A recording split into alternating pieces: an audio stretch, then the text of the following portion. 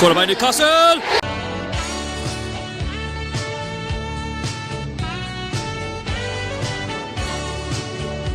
What's going on? Welcome back to 100% NUFC. I hope you are all doing really well. So this is just a quick review of Newcastle 1, Crystal Palace 0 in the Premier League yesterday. If you haven't seen the matchday vlog where there was late drama, please check it out. I'll leave a link down below in the description. I'll tell you what, it was worth it. And also don't forget to subscribe to this channel if you're brand new. And also don't forget to check all the links down below in the description for the social media. So anyway, on to the review. So yesterday, Rafa Benitez made a couple of changes. So in the centre of midfield, Mikel Morino was replaced by Isaac Hayden. I was a little bit surprised by that one, but at the end, Mikel Morino made the massive difference with the scoreline. And also at the back, Florian Lejeune kept his place. I was a little bit surprised about that one because I felt Kieran Clark has not really put a foot wrong this season. Fair enough, he missed the last game against Southampton, but to miss the game against Crystal Palace too was a little bit strange, but I tell you, Lejeune had a decent game. So there were a couple of changes. I know he also cost me for the 2-2 draw against Southampton last week, so that's why I was a little bit surprised. So going into the first half, Crystal Palace had a lot more the ball than us. Yes, they're going to be J'd up because they beat Chelsea by 2 goals to 1 last time out, and it's an away game for them. So Roy Hodgson would have said, right, try and keep the ball and try and hit them on the counter-attack because you do have pace with Wilfried Zaha. However, they were missing Benteke, and I felt that we were quite comfortable yesterday, really. Zaha had a couple of where he was trying to approach the goal, but Lejeune was making great interceptions. Rob Elliott had a couple of tame efforts to save, but apart from that, nothing really happened. There was one big incident in the first half where ex-Newcastle player Johan Gabay took out DeAndre Yedlin. It was a high challenge, and I don't know how he escaped a red card. He got a yellow card in the end, and it was a really rash tackle. And any fan that was watching in the game yesterday, or even on the highlights, would say that it's a red card. Even the pundits on Match of the Day last night were saying it's a red card. He shouldn't even have been on the pitch. And it just goes to show that a lot of things do go against Newcastle. You've only got to look against the likes of Huddersfield when one of their players went on high foot.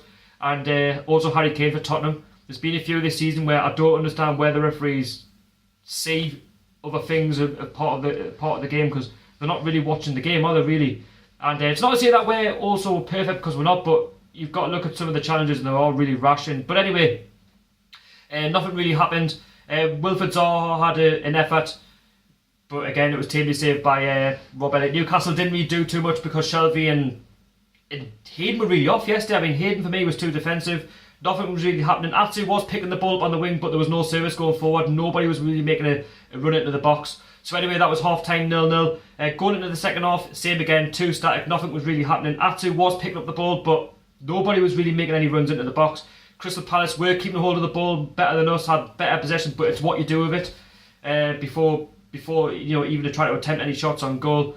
Rafa Benitez made a couple of changes, so he brought on Mikel Morino for Isaac Hayden. Also, Perez came off for Mo Diame, and for me, nothing was really happening. Obviously, Mitrovic also came on for Hoslu. There was only one major real opportunity for Crystal Palace towards the end of the game before we scored.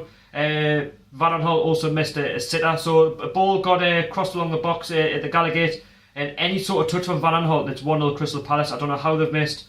And that kind of spurred Newcastle on, really, because Mikel Morino, we all know he's got that little bit of quality. And Mo Diame and John Joe Shelvey also had shots from outside the box for goalkeeper Julian Speroni to save from Crystal Palace.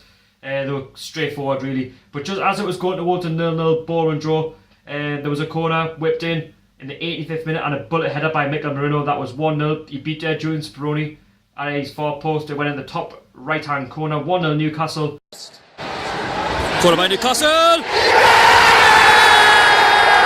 And I think we kind of deserved it towards the end, because yes, even though we didn't have the ball, the quality was there. And I don't know how Mikel Morino out-jumped the Crystal Palace centre-backs, because they were quite tall.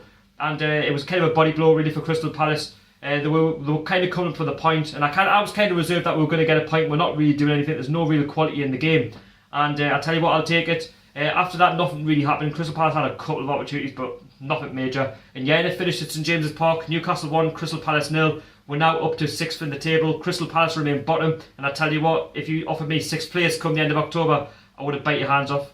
And yeah, honestly, brilliant. The lads, we've got a championship squad, but we're working as a team.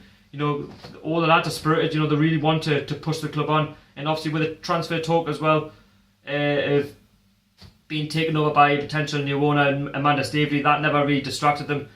Even though it wasn't the best performance, we're stuck in there, and that was the main thing. And we got the 1-0 result. I'll take that any day of the week. I know the football isn't great, but At the end of the day, it's the points that matter, and we're getting these early doors, and we're doing better than what Steve McLaren did two years ago. And if on being perfectly honest with you, Rafa Benitez is probably working with a worse off squad than what Steve McLaren had 2 years ago as well. So you let me know what you thought about the game.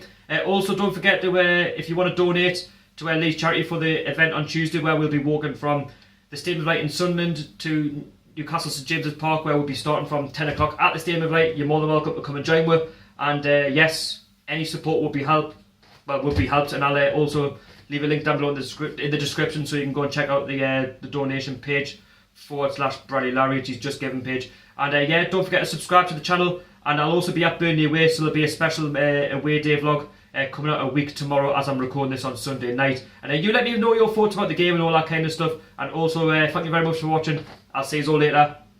Peace out.